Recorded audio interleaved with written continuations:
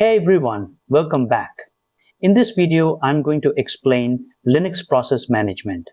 Most engineers get this wrong, and that is why their systems crash under load.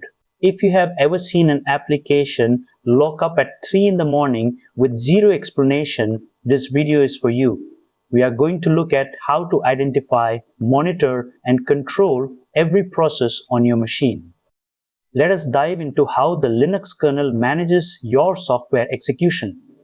This is the foundation of every production server you will ever manage. In this video, we will cover the process lifecycle, how to monitor resources effectively, and how to send signals to manage execution. We will also look at how to adjust process priorities and debug frozen applications in production. Specifically, that includes the entire process: lifecycle, resource monitoring, signal handling, priority management, and debugging strategies. Watch the full video without skipping any content to understand it better. Before we get into the topic, a small request to you.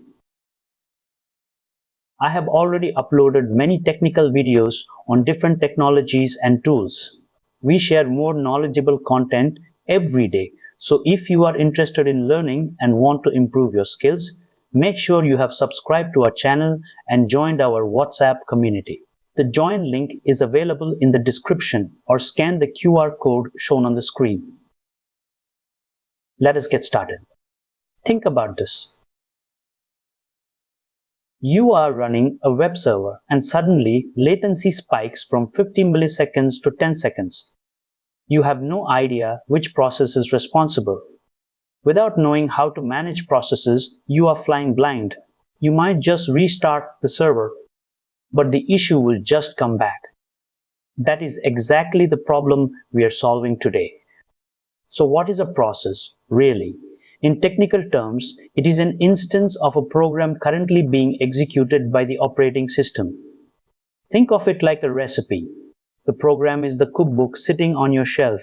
The process is the chef actually cooking the meal in your kitchen. The chef needs dedicated space and tools, just like a process needs memory and CPU time. Before we dive into the commands, make sure you have a Linux environment ready. We are using Ubuntu 22.04, but these commands work on any distribution. You need sudo privileges to stop or prioritize processes that do not belong to your user. If you are new to the terminal, just press Ctrl-Alt-T to open one. Run whoa. Am I to verify your identity before we begin? Take a moment to review each point shown on screen. This diagram shows the states of a process. A process starts in a running state where it uses CPU time. If it waits for input, it goes to sleep to save energy. If you send a pause signal, it stops. If a child process finishes but the parent hasn't acknowledged it, it becomes a zombie process, which is a common source of system bloat. First, we look at the top command.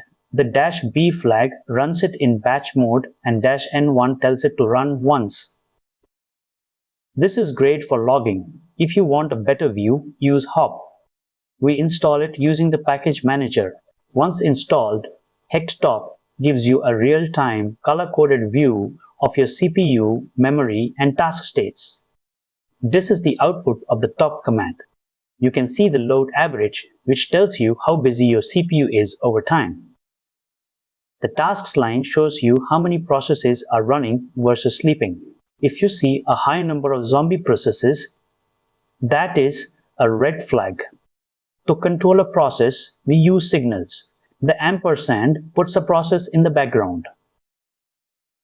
We find its process ID or PID using PSAUX.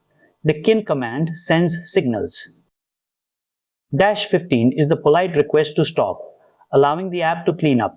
-9 is the forceful termination, which you should only use if the app is unresponsive. When you run these commands, you see the background process start, its ID, and finally the confirmation that it has been terminated. This confirms that the kill signal reached the process successfully. In production, some tasks are more important than others. The nice command sets priority at launch. A lower number means higher priority. If a process is already running, use release to change its priority dynamically. This is critical for keeping your main application responsive while background jobs run. This output confirms the priority change. You can see the old priority was 0 and the kernel has successfully updated it to -5. The process will now get more CPU cycles. A common mistake is trying to kill a process owned by another user or the root user without sufficient permissions. This results in the operation not permitted error. The root cause is that standard users cannot terminate processes owned by other security contexts for safety reasons. The fix is to prepend your command with sudo. This grants you the administrative privileges needed to send signals to those processes. Always be careful when using sudo with kill, as you could accidentally stop a critical system service. Think about an e-commerce platform serving 1 million requests per hour. If their backup process consumes all the CPU, the site goes down. They use htop to spot the backup script and release to throttle it. This kept their store online and increased checkout success rates by 15% during the backup window. Use htop for quick checks on the fly. Switch to htop when you need to actually manage things.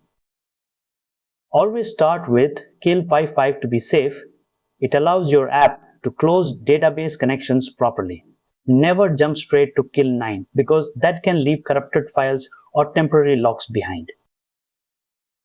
Use these criteria to decide if this tool is right for your situation. Remember that processes are just instances of programs. Use hop to see what is happening in real time. Always try graceful exits first.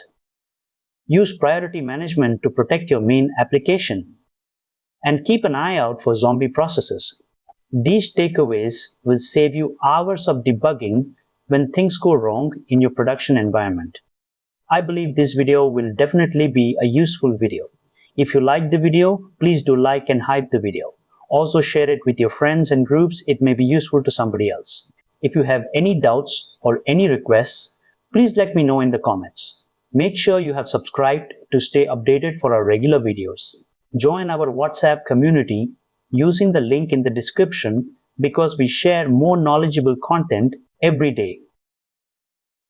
Thank you for watching. See you soon in the next video.